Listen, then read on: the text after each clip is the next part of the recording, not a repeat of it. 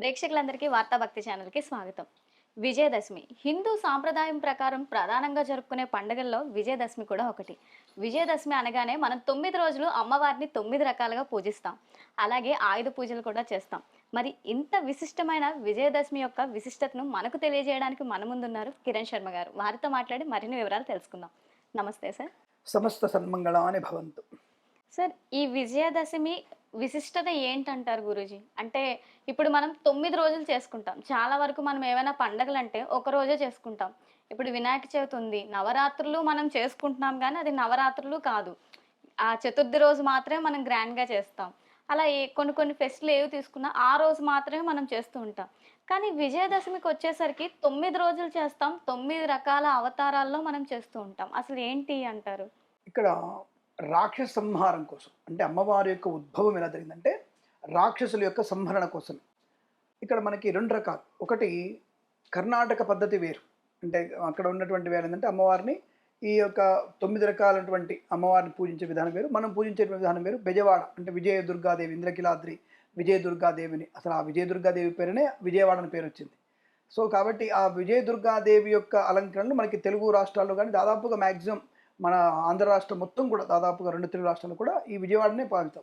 కానీ కొంత ప్రాంతాలు శ్రీశైలం వాటి విషయంలో మాత్రం కొద్దిగా అమ్మవారిని నవదుర్గలుగా, అంటే కర్ణాటక సంప్రదాయాన్ని పాటించేటువంటి అవకాశం ఉంది. మైసూరు సంప్రదాయాన్ని పాటిస్తుంటారు. ఎందుకు అసలు 9 రుద్రాలంటే ఇక్కడ మనం చెప్పుకోవాల్సింది చండీ సప్తశతి అనే ఒక పుస్తకం ఉంటుంది. చండీ సప్తశతి అంటే 700 శ్లోకాలతో ఉన్నటువంటి ఒక వివరణాత్మకమైనటువంటి విశ్లేషణ. అసలు ఏమిటి అంటే అమ్మవారు ఎందుకు అన్ని రకాలు, అమ్మ ఒకతే కదా, మరి ఒక అమ్మని 9 రకాలు ఎందుకు పూజించడం అంటే, బట్ ఇక్కడ మనుషులు ఒక రకంగా ఉన్నామా? ఒక వ్యక్తి ఉన్నాడు, మీరున్నారు, మీరు ఆడపిల్ల, పెళ్ళి అవ్వక ముందు కూతురు, పెళ్ళి అయిన తర్వాత భార్య, పిల్లలు కన్న తర్వాత అమ్మ, మరి ఇలా అనేక రకాల మీకు వదిన, చెల్లె, ఇవన్నీ ఎందుకు వచ్చాయి? మీకు ఒక ఆడపిల్లే కదా. మరి ఒక ఆడపిల్ల ఇన్ని రూపాలుగా ఎందుకు విస్తరించబడింది అంటే వారి యొక్క ఉనికి ఎవరెవరి స్థానంలో ఎవరికి ఎటువంటి ప్రియారిటీ వల్ల అటువంటి ప్రియారిటీలో మీకున్నటువంటి సముచితమైన స్థానం. మన దగ్గర ఉన్నటువంటి సనాధర్మంలో ఉన్నటువంటిది సమున్నతమైనటువంటి స్థానాన్ని చెప్పుకుంటారు. కాబట్టి ఒక వ్యక్తి అన్నగా, తమ్ముడిగా, భర్తగా, భార్యగా, సోదరుడిగా ఇలా అనేక రకాల రూపాలు ఉన్నప్పుడు ఆఫ్టర్ మనిషికి ఎన్ని ఉంటే మరి అమ్మవారికి ఎన్ని ఉండాలి? సో భగవంతుడికి ఎన్ని ఉండాలి? మరి ఇక్కడ విశేషం ఏమిటి? శరన్నవరాత్రి ఉత్సవాలు అంటే నిజంగా మీరు చెప్పినట్టుగా మనకి నవరాత్రి, గణపతి నవరాత్రులు ఇటువంటి నవరాత్రులు లేవు మనకి. కేవలం మనకున్నది నవరాత్రుల విశిష్టత ఈ శరన్నవరాత్రులు మాత్రమే ఉన్నాయి మనకి 7 రకాలుగా. ఏమిటి విశేషం మీరు అడుగుతున్నట్టు, మనలో ఉండేటువంటి అరిషడ్ వర్గాలు కామ, క్రోధ, మోహ, మద, మత్సర, లోభాలన్నీ కూడా పోగొట్టుకోగలిగే వ్యక్తిత్వాన్ని పొందుకోవాలి. దానికోసం నిరంతరం మనం ఫైట్ చేయాలి. నిరంతరం మనం ఫైట్ చేసి మనలోటువంటి ఒక దైవికమైనటువంటి భావనతో ఈ అరిషడ్ వర్గాలను నాశనం చేసుకోవాలి. ఇది మనిషికి కావాల్సిన అందరికీ. నువ్వు ఏ దేవుని పూజించు, ఇవే కావాలి మనకి. మనలోటువంటి అరిషడ్ వర్గాలు నాశనం చేసుకోవాలి. ఒక్కొక్క మాసంలో ఒక్కొక్కటి, అంటే నిరంతరం మన దైవనాస్మరణ కోసమే. ప్రతిసారి దైవం నమ్ముకో ఉండాలి మనం. ఆ నమ్ముకుంటేనే కదా మనలో ఉన్నటువంటి క్రోధాలన్నీ పోతాయి, కామ, క్రోధ, మోహాలన్నీ పోతాయి. లేకపోతే మనం విరుచుకుపడదు. అందుకనే మన ధర్మంలో, అంటే సనాతన ధర్మంలో ఉన్నటువంటి ఏకైక లక్షణం అదొకటే. ప్రతి వ్యక్తిలో కూడా భగవంతుడిని సందర్శిస్తాం మనం. నేనేదో మళ్ళీ వేరే మతాలు కించపరుచున్నట్టు కాదు, కానీ కొన్ని పాషాండ మతాల్లో చూసినట్టయితే మనకి వాయు వరసలే వాళ్ళకి. ఒక భార్యని వాళ్ళ ఇంట్లో అందరూ వాడేస్తారు. అంటే ఎలా? శారీరకంగా వాడేస్తారు. అంటే నేను మన ఛానల్ ద్వారా ఏం చెప్తున్నానంటే అటువంటి పాషాండ మతాల్లో ఉన్నటువంటి మధ్యలో మనం ఉన్నాం కాబట్టి మన యొక్క ధర్మాన్ని కాపాడుకునే ప్రయత్నం చేయాలి. అటువంటి ధర్మాన్ని కాపాడే ప్రక్రియలో భాగమే నవరాత్రులు, త్రిరాత్రులు, పంచరాత్రాగమము, ఇలా ఒక్కొక్క రకమైనటువంటి అంటే ధార్మికమైనటువంటి పుస్తకాలు, ఆగమ శాస్త్రాలు, మన మామూలుగా చేసేటువంటి నవరాత్రి ఉత్సవాలు, పంచరాత్రి ఉత్సవాలు, త్రయాన్నిక ఉత్సవాలు అంటారు. కొన్ని యాగాలు ఉంటాయి, యజ్ఞము, యాగం ఉంటాయి. అవి త్రయాన్నిక దీక్ష, అంటే 3 ఆన్నిక దీక్షలతో చేసేటువంటి త్రయాన్నిక దీక్ష అంటారు. సో ఇటువంటివి కొన్ని ఉంటాయి. దాంట్లో భాగంగానే నవరాత్రి ఉత్సవాలు ఎందుకు వచ్చాయి ఇవి అంటే, మనకి ముఖ్యంగా మనం అమ్మవారి యొక్క వర్ణన తెలుసుకున్నప్పుడు, అమ్మవారి గురించి తెలుసుకున్నప్పుడు ఒక ముఖ్యమైనటువంటి 6 రాక్షసులు ఉంటారు. ఈ 6 రాక్షసులే మనకి అరిషడ్ వర్గాలు మనలో ఉండేటువంటివి. బయటికి కనబడే బహికమైనటువంటి స్థితిలో మనం చూసినప్పుడు చండముండ, శుంభ, నిశుంభ, రక్తబీజ, మహిషాసుర మర్దన, ఈ 6 రకాలు. దీంట్లో కామం అనేది ప్రమాదం అనేది. కామము అంటే ప్రమాదం. ఒకటి భౌతికమైనటువంటి కామం వేరు, ఆశ వేరు, కోరిక వేరు. ఇవన్నీ కూడా కామంలోకి వచ్చేస్తాయి. అవతలి వ్యక్తి నాకు కావాలి, అవతలి వ్యక్తిది నాకు కావాలి, అవతలి వ్యక్తిలాగా నాకు కావాలి, అంటే ప్రతిదీ. ఎప్పుడైతే ఈ కామం అనేది మనకి చాలా నాశనం కలిగిస్తుంది. ఈ కామం అనేవాడే మహిషాసుర మర్దనుడు. సో ఇలా అమ్మవారు ఈ యొక్క నవరాత్రుల్లో రక్తబీజు మహిషాసుర మధ్యలో అష్టంటి వీళ్ళందరూ మహిషాసురుని కింద ఉన్నటువంటి వాడు రక్తబీజుడు, శుంభ నిశుంభ, చండముండలు అనేవాళ్ళు, వీళ్ళందరూ ఐదుగురు ఆయన అష్టంట్లు. ఆయనతో పాటు సమానమైనటువంటి శక్తి సంపన్నులు వారు. బ్రహ్మగారి వరం చేతనే మహానుభావుడు బ్రహ్మగారి వరాలు ఇస్తాడు. ఇచ్చిన తర్వాత ఆ బ్రహ్మగారి వరాలతో పాటు వీళ్ళు దేవుళ్ళందరినీ కూడా ధర్మనాశనం చేస్తూ ఉంటారు. అంటే ఈ పాషాండ మతాల్లాగా మారిపోతారు వీళ్ళు. కాబట్టి వాళ్ళు ఏంటంటే ఒక బావి వరుస అటువంటి రాక్షసత్వము రాత్రి పగలు యుద్ధం చేస్తూనే ఉంటారు, ఇబ్బంది పెడుతుంటారు. ఇంకా బ్రహ్మదేవాది ముగ్గురు దేవతలు వెళ్ళి వీళ్ళు ఫైట్ చేస్తారు. బ్రహ్మగారు ఫైట్ చేస్తాడు, గెలవడు. తర్వాత ఈయన ఫైట్ చేస్తాడు, విష్ణువు ఫైట్ చేస్తే గెలవడు, శివుడు ఫైట్ చేస్తే గెలవడు. మరి అప్పుడు అమ్మవారి దగ్గరికి వస్తారు. అమ్మ ఏంటి పరిస్థితి ఇది అన్నప్పుడు ఇదంతా విష్ణుమాయ, మళ్ళీ ఎవరిది ఇది అంతా విష్ణు పరమాత్మ వేసేది అంతా కూడా ఇంకెవరిది కాదు. వాళ్ళకి పెద్దది జగజ్జనని, అమ్మవారి కదా ప్రధానం. మరి అటువంటి జగజ్జని దగ్గరికి వెళ్ళి అమ్మ పరిస్థితి మమ్మల్ని ఏం చేయమంటావు అని అడిగితే, పర్వాలేదు నేనే చూసుకుంటాను, బ్రహ్మ ఇటువంటి వరం ఇచ్చేది, ఆ వరం ప్రకారంగా నేను వాడిని సంహరిస్తాను చెప్పేసి అమ్మవారు వస్తుంది. అక్కడ వీడు మహిషాసుర మొదలు అందరినీ జయిస్తూ అమ్మవారి పురానికి వస్తాడు. వచ్చేసి వీడు అసిస్టెంట్ చూస్తారు, గురుగారు ఒక ఆవిడ ఉంది, అద్భుతంగా ఉంది, చాలా అద్భుతంగా ఉంది, నువ్వు ఆమెను పెళ్లి చేసుకుంటే రాజ్యానికి వన్నే వస్తుంది, ఆమె చేసుకో చాలా సౌందర్యం అని చెప్తాడు. వాడు వెంటనే పంపించేసి అరే పిలుచుకురాపురా పెళ్లి చేసుకుంటా అని చెప్పని పంపిస్తాడు. ఎవరిని ఫస్ట్ చండముండలు పంపిస్తాడు. అరే వద్దురా, ఎందుకురా పిల్లలు, మీరు నా పిల్లల లాంటి వాళ్ళు, మీరు అటువంటి ధర్మం తప్పగది. అతడు వచ్చేసి మహిషాసురుడు వచ్చేసి నన్ను కాళ్ళు పట్టుకుంటే క్షమించి వదిలిపెడతా అని చెప్పి అంటారు. వీళ్ళు నా గురువును నా రాజుని అంటావా, నువ్వు ఎంత, నీ దమ్ ఎంత అని చెప్పేసి వాళ్ళు అమ్మవారితో ఫైట్ చేస్తారు. అక్కడ అంటే ఫస్ట్ మనకు యుద్ధం చేసేది మహాలక్ష్మి అమ్మవారు. ఆ అమ్మవారు యుద్ధం చేసేసి చండముండుల్ని సంహరించేస్తుంది. తర్వాత మళ్ళీ శుంభులు వస్తారు, మళ్ళీ వాళ్ళిద్దరు వస్తారు. దుర్గాదేవి ఆయుధం సంహరిస్తుంది. ఎన్నిసార్లు అంటే దాదాపుగా ఇది 18 రోజులు యుద్ధం జరుగుతుంది. 18 రోజులు యుద్ధం జరుగుతుంది అమ్మవారికి. ఎట్లా ఘోరమైన యుద్ధం, అసలు అమ్మవారిని ఒక రకంగా ఇబ్బంది పెట్టే వాళ్ళు అనేక రకాల ఇబ్బందులు పెడతారు. అదొక 3 రోజులు యుద్ధం జరుగుతుంది. తర్వాత మళ్ళీ వీడు రక్తబీజుడు వస్తాడు. వాడు ఎటువంటి వాడు అంటే ఈ నలుగురితో సమానం వాడు, రక్తబీజుడు. అక్కడ అమ్మవారి యొక్క రూపం పెరుగుతున్న కొద్దీ సరస్వతి ఫైట్ చేస్తూ ఉంటుంది, యుద్ధం చేస్తుంటుంది. వాడు కించి కూడా వాడికి ఇబ్బంది కాదు. వాడిని కొడుతున్న కొద్దీ, వాడి రక్తం కింద పడుతున్న కొద్దీ 1000 మంది పుడుతుంటారు వాడికి. ఇదేంటి ఇట్లా పుడుతున్నారని చెప్పేసి అమ్మవారికి చాలా సరస్వతి ఎంత సౌమ్యురాలు అమ్మవారు, చాలా సౌమ్యత, ఎవరు అనుకో యుద్ధం చేస్తుందని. ఆవిడ యుద్ధం వల్ల చనిపోతాడు. రక్తబీజుడిని కాళికావతారం ఎత్తి మహాకాళి మహాలక్ష్మి తనలో కలుపుకొని, అంటే 3 అంశాలు కలుపుకొని బలాన్ని స్వీకరించేసి అప్పుడు కాళికావతారం ఎత్తేసి తన నాలుకని విస్తరణ చేసేసి వాడిని కొట్టేసి రక్తం తాగేస్తుంది అమ్మవారు. ఆ తాగేదెవరు? సరస్వతీదేవి. మరి ఏంటంటే సరస్వతి ఎంత రక్తం తాగుతుందంటే కాళికా అవతారంలో ఆ యొక్క ప్రమాదం తీసుకొచ్చింది. అంటే అటువంటి ప్రమాదాన్ని తను స్వీకరిస్తుంది. అక్కడ అదే పేరు అమ్మవారికి, రక్తప్రియే అమ్మవారికి పేరు. చాలామంది అనుకుంటారు, ఏమండి మీ దేవుళ్ళకి పరవాన్నాలు ఇష్టమా, అన్నం ఇష్టమా, గుమ్మడికాయ ఇష్టమా, ఎక్కడ చెప్పారు, ఎక్కడ రాశారు, మనకు కూడా కామెంట్స్ వస్తాయి కింద. ఇప్పుడు చాలామందికి తెలిసిన విషయాలు, సోషల్ మీడియా అదృష్టం అనే విషయం తెలిసాయి. మీరు బాగా గుర్తుపెట్టుకోండి, మనకి లలితా సహస్రనామాల్లో గుఢాన్న ప్రియే, రక్తాన్న ప్రియే, తర్వాత మనకి పాయసాన్న ప్రియే, ముద్గాన్న ప్రియే, అంటే పెసరపప్పు అన్నము, రక్తవర్ణపు అన్నము, హరిద్ర అన్న ప్రియే అంటే పులిహోర అని అర్థం. అంటే ఇవన్నీ మనం రాసినవి కావుగా, ఎవడో మధ్యలో వచ్చేసి ఎవరో రాసినవి కావుగా. అనాది నుంచి లలితా సహస్రనామం ఎప్పుడుంది, ఎప్పటి నుంచో కొన్ని వేల సంవత్సరాల నుంచి ఉంది. అటువంటి దాంట్లో చెప్పబడింది కదా. ఇంకా పద్మపురాణంలో ఇంకా స్పష్టంగా ఉంది ఏ సమయంలో అమ్మవారికి ఏ నైవేద్యం పెట్టాలి, గుమ్మడికాయ గుమ్మడికాయ పదార్థం ఎప్పుడు పెట్టాలి అమ్మవారికి, ఇవన్నీ కూడా చెప్పబడ్డాయి. కాబట్టి ఇలాంటి వాళ్ళకి సమాధానం లలితాపరణి ఎన్ని ఉన్నాయి, ఇన్ని నైవేద్యాలు అమ్మవారికి ఉన్నాయి ఇక్కడ. కాబట్టి అమ్మవారికి అలా నైవేద్యం పెడుతూ సరస్వతి అవతారంలో రక్తాన్న ప్రియ అంటే రక్తం తాగింది కాబట్టి అలా అని చెప్పేసి ఇప్పుడు మనం కోళ్ళు మేకలు తీసుకెళ్ళి అమ్మవారు పెట్టమని కాదు, అసలు అది లేదు. ఇప్పుడు కలియుగంలో నిషిద్ధం. అప్పుడు అమ్మవారు వాడిని కోసి తాగింది కాబట్టి మన రక్తాన్ని పోయింది అమ్మవారికి, అర్థం కనుక. అలాగే కపాలాల మాల ధరిస్తుంది అమ్మవారు. అంటే కపాలాలు ఎందుకు ధరించింది అమ్మవారు అంటే, అసలు తన యుద్ధం ఎలా చేసిందంటే 1 సెకండ్కి 1000 మంది చంపేసింది. 1 సెకండ్కి 1000 మంది చంపేసింది అమ్మవారు. సెకండ్కి మన లెక్కలు సెకండ్కి 1000 మంది. అంటే అటువంటి అస్త్రము అమ్మవారు ఉపయోగించింది. అటువంటి గొడ్డలు లాంటిది అమ్మవారికి ఉండేటువంటి రంపపు గొడ్డలు లాంటి దాంతో నరికేస్తుంటుంది. ఒక్కొక్క జుట్టు పట్టుకోవడం, మీద వేసుకోవడం, మీద అలా మీద వేసుకుంటూ వెళ్ళిపోయినాడు. అవి మాలగా పడ్డాయి అమ్మవారికి. మాలగా వచ్చేసి కపాల మాల ధారణ అమ్మవారికి అయింది. అది అలాగే కొంతమంది శివుడిని కాలుని తొక్కింది అమ్మవారు అంటారు. వాడు తప్పించుకోవడానికి శివుని రూపంలో వస్తాడు ఒక రాక్షసుడు, ఇట్లా తప్పేకుంటుంది అని చెప్పేసి వాడిని కనిపెడతాం అమ్మవారు త్రిశూలంతో పొడి చేసి కాళ్ళ కింద పెట్టేసి వాడి కపాలం కూడా మెడలో వేసేసుకుంటారు. మరి చాలా మంది రక్తం తాగిన తర్వాత రాక్షసుడి రక్తం తాగడం వల్ల అమ్మవారిలో కూడా ఆ క్రోధం అనేది రావడం వల్ల దేవతలందరూ వెళ్ళి అడిగితే పరమశివుల వారు ఇలా కాళ్ళ దగ్గర పడి ఆవిడ ఆపారు అని అంటారు. అదంతా అబద్ధం. రాక్షసుడు తప్పించుకోవడానికి రాక్షసు అవతారం ఎత్తాడు. అందుకే సంహరించింది. ఇంతవరకు కరెక్ట్. ఆమెకి పాపం రక్తం పీల్చడం వల్ల చూడండి, మీరు ఒక ఉదాహరణకి లక్ష్మీ నృసింహస్వామి హిరణ్యకశిపుని చంపిన తర్వాత ఆ! ఆయనకి ఉగ్రరూపం ఎలా ఉంటుందంటే, ఉగ్రరూపం. దేవతలందరూ కూడా వచ్చి ఆ ఉగ్రరూపంలో ప్రహ్లాదుని చంపబోతాడు. ప్రహ్లాదుడు భయపడతాడు.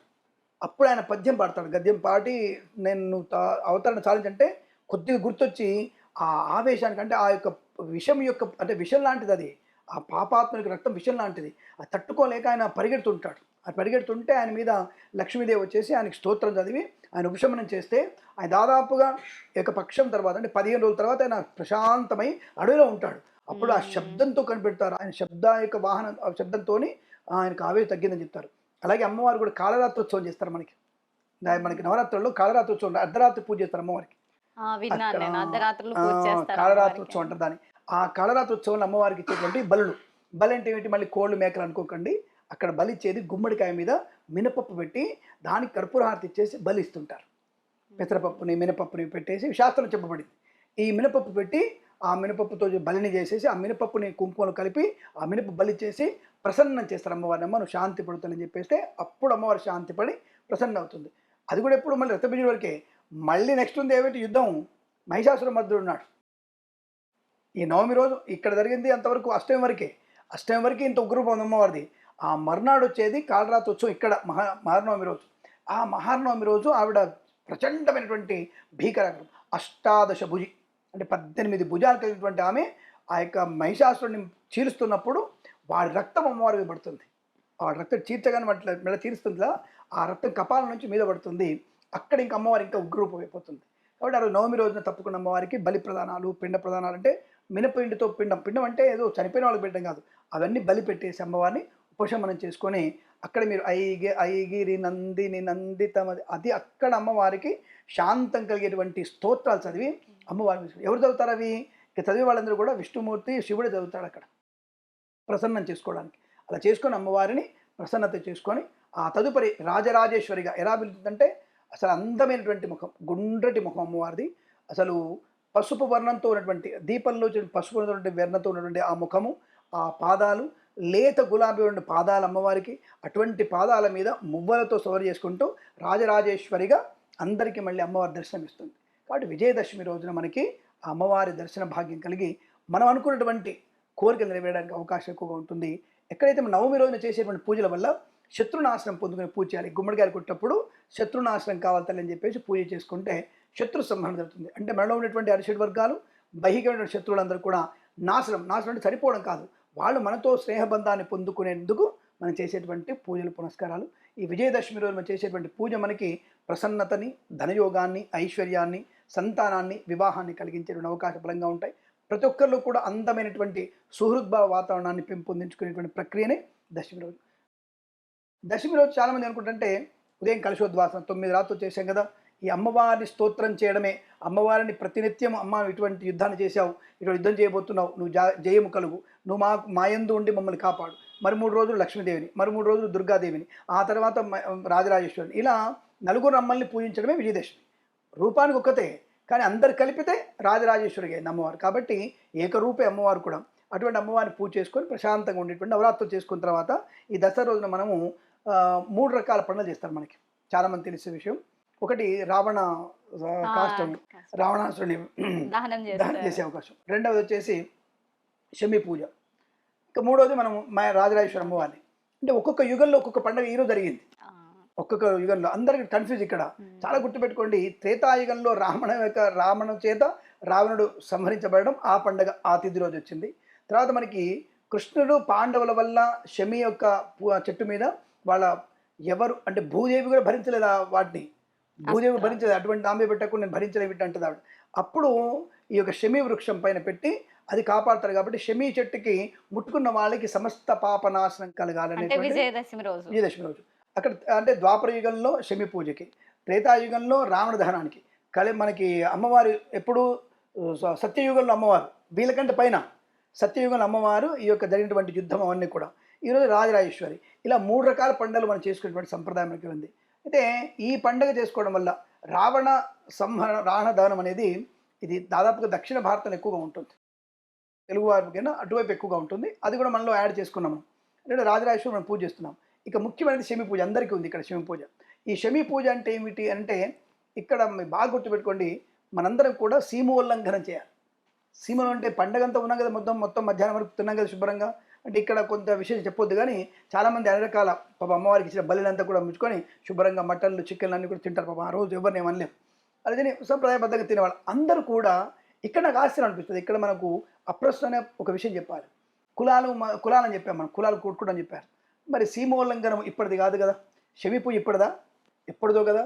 అంటే దాదాపుగా మనకి ద్వాపర యుగం నుంచి వస్తుంది. ద్వాపర యుగం శమి పూజ చేస్తున్నప్పుడు మరి అందరూ ఊరి బయటికి వెళ్ళాలి. ఎటు వెళ్ళాలి? ఈశాన్యం వైపు వెళ్ళాలి. సీమోల్లంఘనం అంటే ఈశాన్యం వైపు ఊరి బయటికి వెళ్ళిపోయి, అంటే ఒక రకంగా అడవిలోకి వెళ్ళిపోయి అడవిలో ఉన్న వృక్షానికి మనం పూజ చేయాలి. మన చెట్టు నరుకొచ్చి ఇక్కడ పెట్టుకొని పూజ చేయడం కాదు. సరే భాగ్యనగరంలో మనకి లేదు కాబట్టి, బెజవాళ్ళు మనకు లేదు కాబట్టి కొమ్మ తెచ్చుకొని చేసుకుంటున్నాం. కానీ చాలా మంది జమ్మి చెట్టు కొమ్మలు తెచ్చి కూడా ఇంట్లో పెట్టి ఆ రోజు వరకు మాత్రం పూజ చేసుకుంటారు. అలా మనం పూజ చేయకూడదు. సీమోల్లంఘనం అంటే ఊరికి వదిలిపెట్టి వెళ్ళిపోవాలి. వదిలిపెట్టినప్పుడు ఏమవుతుంది, మన ఇంట్లో ఉన్నటువంటి అనేక రకాల దుష్ట శక్తులను కూడా, గుమ్మడికాయ కొట్టున్నాం కదా, అనేక రకాల దుష్టులు చేసి మన నిన్న కొట్టినటువంటి గుమ్మడికాయలన్నీ కూడా భరణ స్వీకరించి మన ఇంటిని రక్షణగా ఉంటాయి. అమ్మవారు అందరినీ కాపాడుతుంటున్నా, మన పిల్లలందరూ కూడా ఒకే జాగ్రత్తగా ఉన్నారు అని చెప్పేసి అమ్మవారు ప్రశాంతంగా ఉంటే ఇదొక రకం. పరోక్షంగా ఇదొక రకం. ప్రత్యక్షంగా అడవికి వెళ్ళి జంతువులు కూడా చూడాలిగా మనం. జంతువులకు పెట్టాల్సిన పళ్ళు, కాయగూరలు అవి తీసుకెళ్ళాలి. అవన్నీ కూడా వెళ్ళి అక్కడ అడవిలో ఉన్నటువంటి జంతువులకు పెట్టాలి. అడవి చెట్లకి పూజ చేయాలి మనం. అంటే సంప్రదాయాన్ని కాపాడడానికి అడవిని కాపాడాలి. మనందరం కూడా కులం లేకుండా, ఇటువంటి లేకుండా, మతం లేకుండా అందరూ బయటికి వెళ్ళి అందరం కలిసి సహపంక్తిగా ప్రసాదాలు తినాలి. అక్కడ జమ్మి చెట్టు తీసుకుని అందరినీ ఒకళ్ళొకళ్ళు అభినందించుకోవాలి, ఆలింగనం చేసుకోవాలి, తల్లిదండ్రులని పూజించాలి అనేటువంటి సంప్రదాయం ఉందిగా.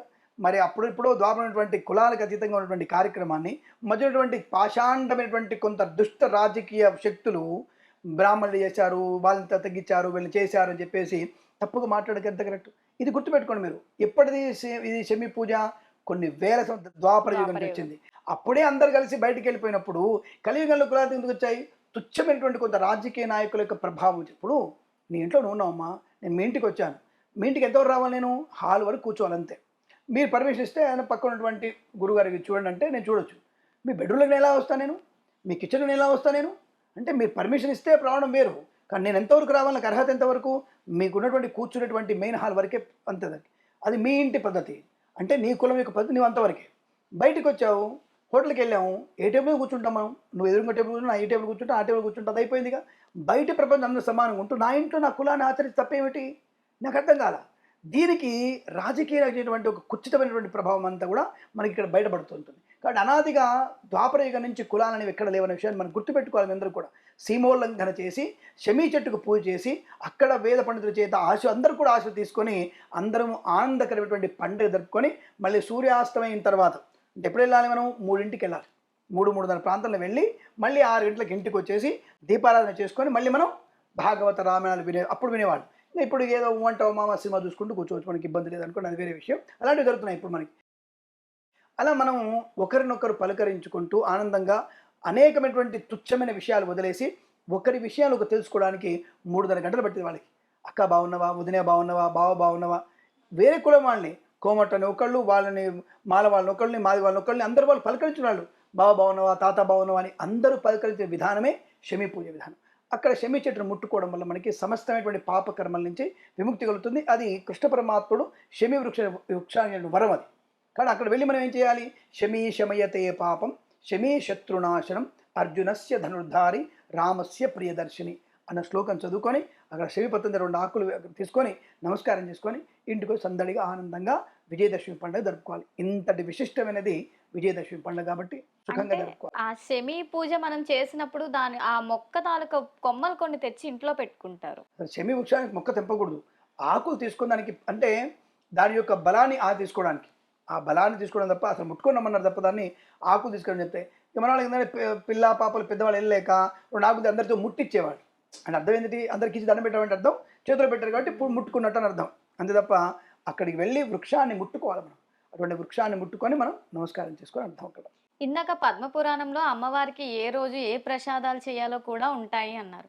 మరి ఈ 9 రోజులు అమ్మవారికి ఈ రోజు ఈ అవతారంలో ఈ ప్రసాదం పెట్టాలి, ఈ రకమైన వస్త్రాలు వేయాలి అని చెప్పి ఏమైనా ఉంటుందా? వారం అదే అంటున్నాం, వారంతో సహా అమ్మవారికి ఇప్పుడు చిన్నపిల్లల మనస్తత్వం అమ్మవారిది. అమ్మవారు చిన్నపిల్లల మనస్తత్వమే. ఇప్పుడు మనం పూజ చేస్తున్నాం. ఇప్పుడు క్రోధాకారాంకుశోజ్వల అంటే క్రోధంలో ఉన్నటువంటి అమ్మవారికి దర్భలతో మనం చేసినటువంటి ఒక వెలుగుని అమ్మవారు చూపిస్తే కూడా ఆమె క్రోధ తగ్గిపోతుంది. ఆ క్రోధ తగ్గడానికి కూడా దర్భలు పెట్టవచ్చు, గరిక పెట్టవచ్చు.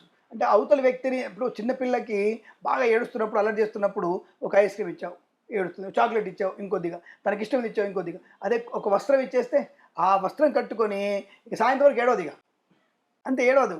అంటే అమ్మవారు ఏడుస్తుందా అంటే అమ్మవారు ఏడడం కాదు, తనకి ఇష్టమైనటువంటి ఆ వర్ణాన్ని, ఇప్పుడు సింధూర వర్ణ ప్రియే అమ్మవారు సింధూర వర్ణం చాలా ఇష్టం, తర్వాత నీలవర్ణ ప్రియే అమ్మవారికి ఆ పేరు కూడా ఉంది. మరి ఇన్ని వస్త్రాలను కడతాం కాబట్టి ఆయా మనం పూజ చేసే రోజులలో ఒక యుద్ధానికి వెళ్తున్న వాడికి రై తీసుకెళ్ళు, ఈ బండి తీసుకెళ్ళు, ఈ బండి పెట్రోల్ పోయించా, ఈ బండి స్పీడ్కి వెళ్ళు, వాడంతా చూడరా, వాడిని దాదాపు మాట గట్టిగా మాట్లాడు అని మనం అవతల వ్యక్తిని ప్రోత్సహించేదానికి ఎలాగైతే నువ్వు ఆయుధాలు లాంటి వస్తువులు సమకూరుస్తున్నావో అలాగే అమ్మవారికి కూడా మన వంతు సహకారంగా తనకు నచ్చిన వస్త్రాన్ని, తనకిష్టమైన పదార్థాన్ని పెట్టి శత్రునాశనం చేయడానికి ఉసిగొల్పడం. తప్ప చెడ్డవాణిగా మంచివాణి శిక్షణ కాదు, చెడ్డవాణ్ణి సంహరించడానికి మనం ఉసిగొల్పడానికి మన వంతు ప్రయత్నంగా ఒక వస్త్రము, ఒక తత్వము, ఒక భావన అమ్మవారికి ఇవ్వడం వరకే. తప్ప అది ఇస్తే అమ్మవారు యుద్ధం చేస్తుందా, దీన్ని కాపాడడానికి కాదు. మన యొక్క ఇష్టపూర్తిగా అమ్మవారికి ఇవ్వడం వల్ల తను అది ప్రీతిగా ఉంటుందా, నాకు ఇది సమర్పణ చేసింది, రైట్, ఈ సమర్పణ చేయడం వల్ల నాకు సంతోషమైంది, తన సంకల్ప సిద్ధిరస్తు, తను అనుకున్నటువంటి మంచి భర్త రావాలి, మంచి భార్య రావాలి, మంచి చదువు రావాలి అని దీవించడానికి అవకాశం ఉంది మన భావన. ఆవిడేం కోరుకోవట్లా, అది కడితే అమ్మవారికి ఆమె ప్రియత్వం, ఆ వర్ణంతో ఆవిడ ప్రియంగా అందం కనబడుతుంది. అంటే అమ్మవారికి మణిద్వీప వర్ణన ఉంటుంది. ఆ మణిద్వీప వర్ణనలో అమ్మవారి అదే అంటే అనేక రకాల మణులతో చేయబడిన ఆ వర్ణన. ఒక్కొక్క గది అమ్మవారి లోపలికి వెళ్ళాలంటే అమ్మవారి దాని ఒక్కొక్క అమ్మవారిది ఒక వైభవమైనటువంటి ఒక లోకం అమ్మవారిది ఒక లోకం, ఊర్ధ్వలోకం ఆవిడదే. ఆ లోకంలో అమ్మవారికి ఒక్కొక్క గది ఎట్లుంటుందంటే దాదాపుగా ఒక భారతదేశం అంత గది ఆవిడకి, భారతదేశం ఎంతో అంత గది ఉంటుంది ఆవిడకి. ఆ గదిలోకి వెళ్ళడానికి ముత్యాల పందిరి, తర్వాత మణులు, మాణిక్యాలు, వైభవం, ఇలా అనేక రకాల వజ్ర వైఢూర్య మరకత మాణిక్యం ఉన్నటువంటి గదుల్లో అమ్మ ఎంత ప్రశస్తమైంది. ఆవిడకి మన చీరలు గారెలు ఇవా సంవత్సరం ఏమిటి ఆవిడకి. కాబట్టి అటువంటి తత్వంలో ఉన్న అమ్మవారిని మనం ఉత్సాహంతో అమ్మవారిని పూజిస్తున్నప్పుడు అద్భుతమైనటువంటి ప్రయోజనాన్ని పొందుకునే అవకాశం ఉంటుంది. ఈ తత్వంలో అమ్మవారికి ఏది ఇస్తే మనకి అమ్మవారు మనకి అనుగ్రహం తొందరగా దొరుకుతున్నటువంటి భావన మనది తప్ప ఆవిడది కాదు. కాబట్టి మనం ఆ వర్ణాన్ని తప్పకుండా మనం అంటే ఎర్ర చీర, నలుపు చీర, పసుపు చీర, గోధుమ రంగు చీర, వంకాయ రంగు చీర, ఒక్కొక్క అవతారంలో మనం కట్టుకొని ఆనందపడడానికి. నీ కూతురికి నువ్వు కట్టించిన చీరను చూసి నువ్వు ఆనందపడతావు, నువ్వు కట్టుకుని ఆనందపడతావు. మీ పాపకో మీలైతే ఇంకో ఎందుకు మీ శాలరీ వచ్చింది, పండగ అమ్మకి చీర తీసుకెళ్ళారు, ఒక మంచి చీర అమ్మ కట్టుకుంది, ఎంత ఆనందపడతారు. మా అమ్మకి ఇది సూట్ అయింది, బాగా ఫస్ట్ క్లాస్ ఉంది, అమ్మ బాగుంది మమ్మీ, నీకు బాగుంది మమ్మీ అంటే మన ఉత్సాహంలో కనబడుతుంది. అందరికీ చెప్పుకుంటుంది, నా బిడ్డ తీసుకొచ్చింది, నాకు దాని శాలరీ తీసుకొచ్చింది బాగుందా అని 100 మంది కాదు 1000 మంది చెప్పుకుంటుంది. మా అమ్మాయి తెచ్చింది, అవள் అడక్కముందే చెప్తుంది, నా బిడ్డ తీసుకొచ్చింది చీర బాగుందా, చీర వదిన బాగుందా అక్క, చీర బాగుందా వదినే అంటే తన ఆనందాన్ని ప్రకటించే తత్వమే ఈ అమ్మది కూడా. ఆ అమ్మకి ఈ అమ్మకి వేరేం లేదు, నీ అమ్మైనా ఈ అమ్మైనా ఒక్కటే. కాబట్టి అటువంటి ఆనందాన్ని పడుతుంది కాబట్టి అనికింది ఏమంటారు ఇస్తుంది. కాబట్టి అమ్మకి చీర రకరకాల చీరలు కట్టడం, రకరకాల నైవేద్యాలు పెట్టడం, పిల్లలకి ఎలా అయితే చాక్లెట్లు, ఐస్ క్రీమ్లు, బిస్కెట్లు పెట్టావో అలా అమ్మవారు పెడితే ఆనందపడుతుందని తప్ప పోనీ మీ పిల్ల వచ్చేసి యుద్ధం చేసి మనకి పెడుతుందా. తను ఆనందపడుతున్నప్పుడు మనలో ఉన్నటువంటి నెగిటివ్ థింగ్స్ తెలిగిపోతాయి. మీకు బాగా చూడండి, చిన్నపిల్లకి ఏం పెట్టగానే వాళ్ళు అవ్వగానే మనకి నెగిటివ్ థింగ్ తీరిపోతుంది. అలాగే అనేక రకాల భావనలు అమ్మవారిలో కూడా బాలగా, కన్యగా, యువతిగా, సువాసినిగా, పెద్ద ముత్తైదుగా చూసుకోగలిగేటువంటి ఏకైక రూపం ఆ యొక్క అమ్మవారిదే. కాబట్టి అమ్మని దసరా నవరాత్రుల్లో పూజినట్టుగా మనం ఎంత బ్రహ్మాండం ఒక్కొక్క రోజు నిష్టగా పూజ. ఇక్కడ ముఖ్యమైనదంటే నిష్ట, పరమైనటువంటి నిష్ట ఉంటుంది. ఇక్కడ మీరు బయట వేసుకున్నటువంటి నేను మాల వేసుకున్నాను, హాఫ్ మాల, ఫుల్ మాల వేసుకున్నాను, మరి కొత్తగా వింటాను నేను, ఈ కండువా వేసుకుంటాడు, నేను హాఫ్ మాల అంటాడు, మొత్తం డ్రెస్ వేసుకుని ఫుల్ మాల అంటాడు. ఈ ఫుల్ మాల హాఫ్ మాలకి ఏం సంబంధం ఏంటారు బాబు? నువ్వు అమ్మవారిని భక్తితో ఎంత పూజించావు, నువ్వు మాలలో ఉన్నా లేకుండా అమ్మని పూజించావా లేదా, అమ్మని ఎంతగా పూజిస్తే అంత నీకు సౌఖ్యం కలుగుతుంది చెప్పడమే ముఖ్య ఉద్దేశం. కాబట్టి పండగ రోజున ఇలా మనం ఈ 9 రోజులు చాలా బ్రహ్మాండ దీక్షతో పూజ చేసి 10వ రోజు ఆనందాన్ని పొందుకో. సరే నువ్వు ఏదో అంటారు కదా, అనేక రకాల బలులు ఇచ్చేసి ఆహారం తింటా అంటున్నావు, అది నీ ఇష్టం. కానీ అలాంటి తినకూడదు. నిజం చెప్పాలంటే బలిహరణ ఎక్కడ లేదు. బలి అంటే పండు గుమ్మడికాయ, మినపప్పు అంటే నాయన మినపప్పులో కుంకుమ వేసి దాన్ని బలి ఇవ్వడమే బలి తప్ప ఇంకోటి కాదు. కాబట్టి సరే దాన్ని కాలక్రమంలో తింటున్నారు కాబట్టి దాని గురించి మన ప్రస్తావన అక్కర్లేదు. కానీ సుఖంగా ఆనందంగా ఉండగలిగే రోజు విజయదశమి. ఆ పండుగ జరుపుకొని ఆనందమైన జీవనాన్ని పొందుకోవచ్చు.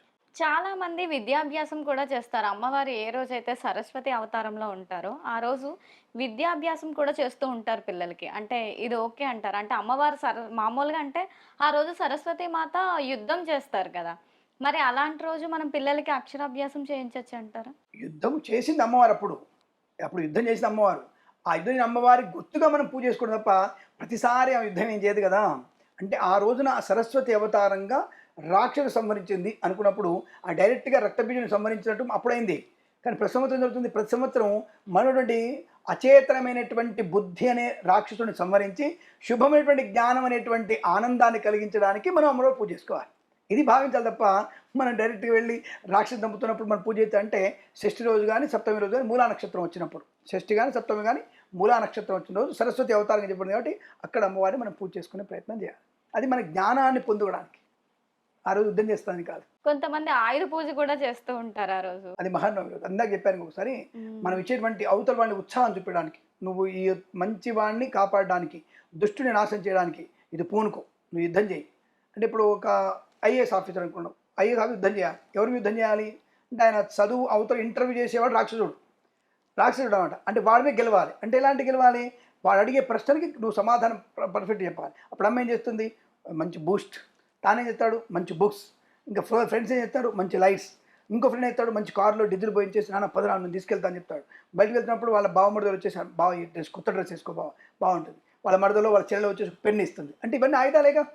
అంటే వాళ్ళు సమకూర్చినటువంటి అవతలి వ్యక్తి విజయాన్ని పొందడానికి సమకూర్చినటువంటి ప్రతిదీ సమస్తం కూడా ఆయుధమే కాబట్టి ఇక్కడ మహానవులు అక్కడ అమ్మవారికి అనేక మంది దేవతలు మనకి దాదాపుగా యక్ష కిన్నెర కింపురుష బ్రహ్మ లేదా విష్ణువు శివుడు వీళ్ళందరూ కలిసి ఇంద్రుడు అష్టదిక్పాలు అందరూ కూడా అమ్మవారికి ఒక్కొక్క ఆయుధాన్ని ఇచ్చేసారు. వాళ్ళు ఋషులు కూడా ఇచ్చేశారు. వాళ్ళ తపశక్తితో ఋషులు కూడా ఇచ్చేశారు. అలా వాళ్ళందరూ ఆయుధాలు ఇచ్చారు కాబట్టి మనం ఈ రోజున మన ఆయుధాలకి మనం ఇప్పుడు వెళ్ళి షాపుడు ఉన్నాడు, వాడిని మిషన్కి పూజ చేసుకుంటాడు. టైలర్ షాపుడు ఉన్నాడు, టైలర్ మిషన్కి దేవుడు. అదే దేవుడు ఆయనకి.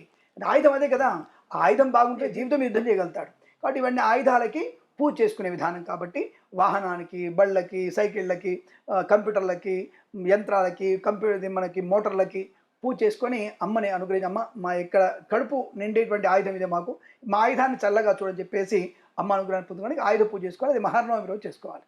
దుర్గాష్టమి రోజు కానీ మహానవమి రోజు చేసుకునే ప్రయత్నం చేయాలి దానికి. అయితే చివరిగా గురూజీ, విజయదశమి రోజు మీరు అందరికి ఇచ్చే సందేశం ఏంటి? అసలు ఎలా జరుపుకోవాలి? ఆ రోజు ఎలా ఉండాలి? ఒకటే విషయం గుర్తుపెట్టుకోండి, ఎటువంటి చికాకులు ఉండకూడదు. ఫస్ట్ మనకి మనటువంటి ఒక చికాకులు అనేవి ఏ రోజు కూడా మనకు ఉండవు.